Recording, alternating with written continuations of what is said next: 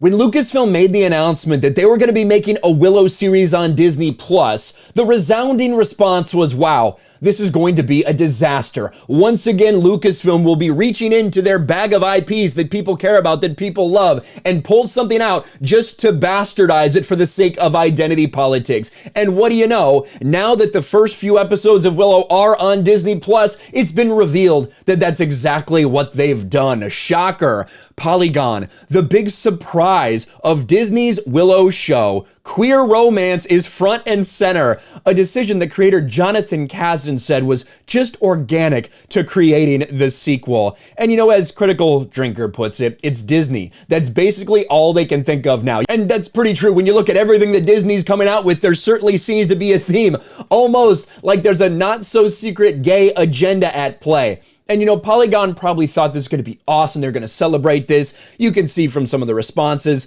quartering ratios them. Why bring Willow back just to kill it before it has a chance?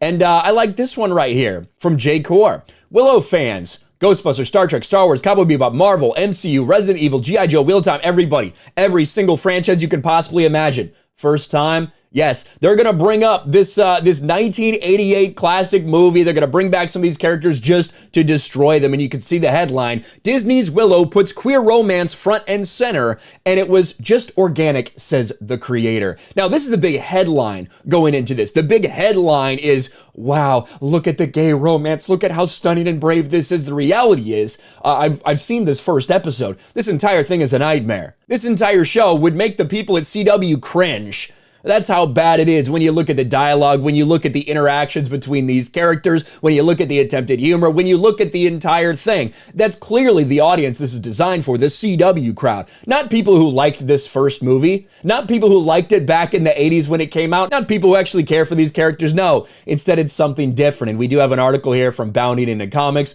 Willow producer Jonathan Kasdan says sequel series central lesbian romance keeps alive that spirit of moving the fantasy genre into a contemporary sound. It's all about bringing things for the modern day, making things for the modern era. These things typically bomb at the box office. These things typically bomb on the streaming services, yet we see it time and time again. Weird, Bob Chapek didn't put a stop to this. How strange. According to producer Jonathan Kasdan, the decision to feature a lesbian romance in the upcoming Willow series was born out of the spirit of moving the fantasy genre into a contemporary sound found in George Lucas's original film. Kasdan, who also served as Willow's lead developer, offered his thoughts on this romance. And of course, Jonathan Kasdan, the same dude who wanted to make it very clear that Lando was pansexual, that we needed to bring this to Star Wars. Is it really any surprise that this is what his thoughts are when he goes and works on Willow? As explained by Polygon's Susan Polo, whose misfired attempt at hyping the romance comes off as a comprehensive listing of every terrible writing habit representative of modern Hollywood, Willow's two mains are Kit and Dove, both young women who wrestle with the legacy of Allura, but Kit's own Bildungsroman may come to overshadow Dove's in conversations about the show, as a good part of her journey is realizing she's in mutual love with her best friend. In a long overdue and welcome development for fantasy cinema television, adds Polo and the Disney Corporation itself, Kit, a self-centered tomboy princess who spends most of the series dressed like the Dread Pirate Roberts, and Jade, an orphan girl who wants to become her country's first female knight. Of course, that's the same person who was Enfys Nest in Solo, the same person that was in Falcon and Winter Soldier. That's the actress that we're talking about who plays Jade. As though someone took every tomboy fantasy heroine in young adult literature canon, tossed them into a blender, and flipped a big mad scientist lever from subtext to text. Asked by Polo for insight into both the process of developing romance and whether or not he received any caution against its inclusion from Disney, Kasdan confirmed there was no pushback.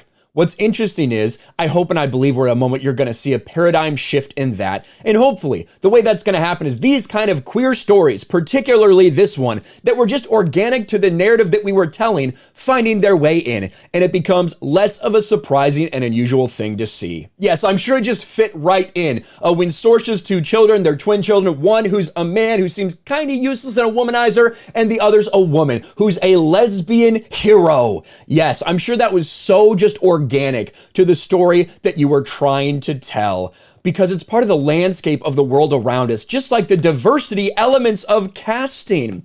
If you look at the original Willow, by no fault of anyone, it's not very diverse. as we enter 2022. The world has changed. The way we're absorbing entertainment, the faces we're reflecting in entertainment has expanded, and we hope the show can be growing as the world grows, just as frankly the movie was. One thing I love about the movie is you have this very classic fantasy, but at the heart you have a very contemporary Val Kilmer character who has a sound that's unlike any other 80s fantasy character has ever been. It was important to keep alive the spirit of moving the genre into a contemporary sound. Yes, the priority, you wanted to take yet another IP that people are familiar with. You wanted to take Willow and you wanted to make it all about diversity. You wanted to make it all about identity politics. Yeah, we get it.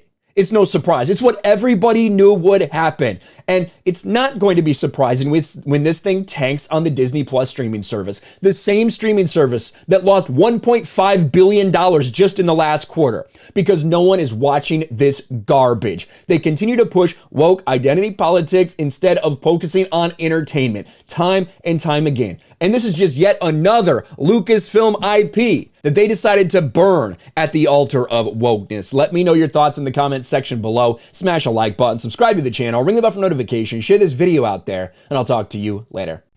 Thanks for watching, everyone, and a huge shout out to my patrons. I appreciate you guys so much. Want to follow me on Twitter or Instagram? Check out the description below. You'll find links to my PO box and my Patreon as well. And I'll talk to you guys later.